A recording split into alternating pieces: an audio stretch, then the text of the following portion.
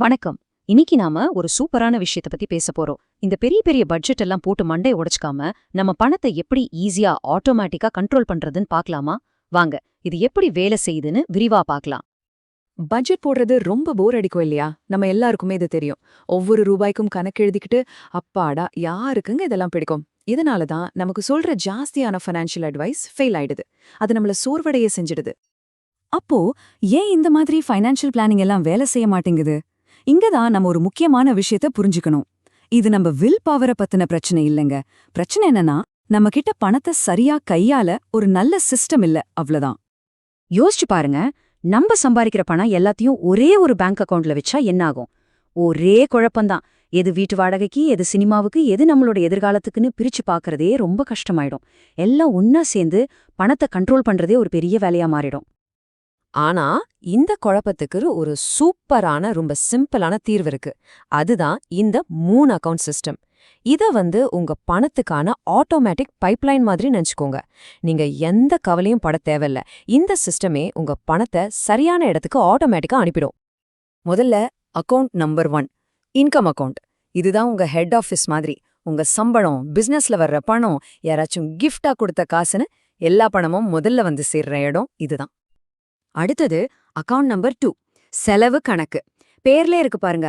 இது உங்க மாசம் மாசம் வர செலவுகளுக்காக மட்டும். வீட்டு வாடகை, கரண்ட் பில், மளிகை சாமான்கள், பெட்ரோல், அப்புறம் கொஞ்சம் ஜாலியா இருக்கிறதுக்கான செலவு. எல்லாத்துக்கும் இதுலேருந்து தான் பணம் போகணும். இப்போ வர்றதுதான் ரொம்ப ரொம்ப முக்கியமான account. Account number 3, invested account. இதுதான் உங்க பணத்தை பல மடங்கு பெருக்கிற மெஷின். உங்களோட நீண்டகால கனவுகளுக்கான பணம் இங்கதான் வரணும். ரொம்ப முக்கியமா இங்க வர்ற பணம் இங்கேதான் இருக்கணும், வெளிய போகவே கூடாது. சரி, இந்த 3 அக்கவுண்ட் இருக்கு. ஆனா பணம் எப்படி இதுக்குள்ள தானா போகும்? வாங்க அந்த சிம்பிளான ப்ராசஸை இப்ப பார்க்கலாம். இது செட் பண்றது ரொம்ப ஈஸிங்க. இந்த சிஸ்டமோட மொத்த வேலையும் இந்த 3 ஸ்டெப்ல தான் இருக்கு.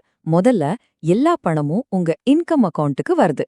ரெண்டாவது, நீங்க ஏற்கனவே முடிவு பண்ண ஒரு ஃபிக்ஸ்ட் அமௌண்ட் ஆட்டோமேட்டிக்கா உங்க செலவு அக்கவுண்ட்டுக்கு டிரான்ஸ்ஃபர் ஆயிடும். மூணாவதா, இன்னொரு ஃபிக்ஸ்ட் அமௌண்ட் ஆட்டோமேட்டிக்கா உங்க இன்வெஸ்ட் இட் அக்கவுண்ட்டுக்கு போயிடும். உதாரணத்துக்கு உங்க சம்பளம் 50,000 ரூபான்னு வச்சுப்போம். அது இன்கம் அக்கவுண்ட்ல கிரெடிட் ஆனதும் நீங்க செட் பண்ண மாதிரி செலவுக்கு 30,000 ரூபாயும் இன்வெஸ்ட்மெண்ட்டுக்கு 20,000 ரூபாயும் தானா டிரான்ஸ்ஃபர் ஆயிடும். நீங்க விரல கூட அசைக்க தேவையில்ல. இப்ப நான் சொல்ல போறதுதான் இந்த சிஸ்டமோட கோல்டன் ரூல். இத நல்ல மனசுல வச்சுக்கோங்க. இன்வெஸ்டட் அக்கவுண்ட்ல இருந்து செலவு அக்கவுண்ட்க்கு பணத்தை மாத்தவே கூடாது. இதுக்கு எந்த ஒரு எக்ஸெப்ஷனும் கிடையாது.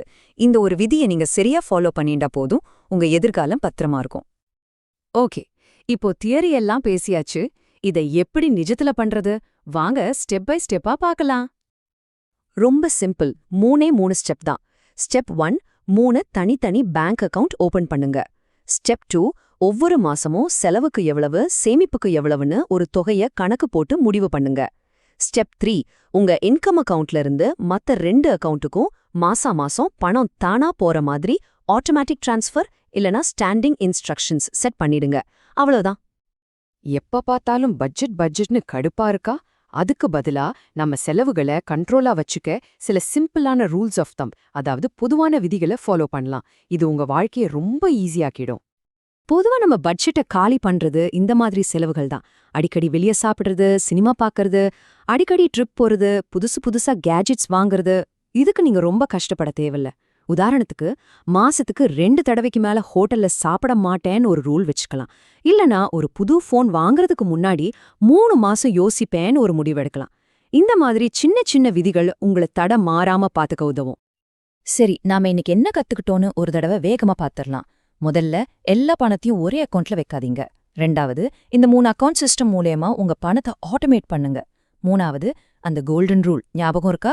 அதை மட்டும் என்னைக்குமே மீறாதீங்க. கடைசியா, கஷ்டமான பட்ஜெட்டுக்கு பதிலா சிம்பிளான ரூல்ஸ் ஃபாலோ பண்ணி செலவை கண்ட்ரோல் பண்ணுங்க. என்னங்க, உங்க பணத்தை உங்களுக்காக வேலை செய்ய வைக்க நீங்க ரெடியா? இந்த சிம்பிளான ஒரு மாற்றத்தை செஞ்சு பாருங்க. உங்க நிதி வாழ்க்கையில ஒரு பெரிய வித்தியாசத்தை நீங்களே உணர்வீங்க. நன்றி. இன்றைய நாள் உங்களுக்கு லாபகரமாக அமைய வாழ்த்துக்கள்.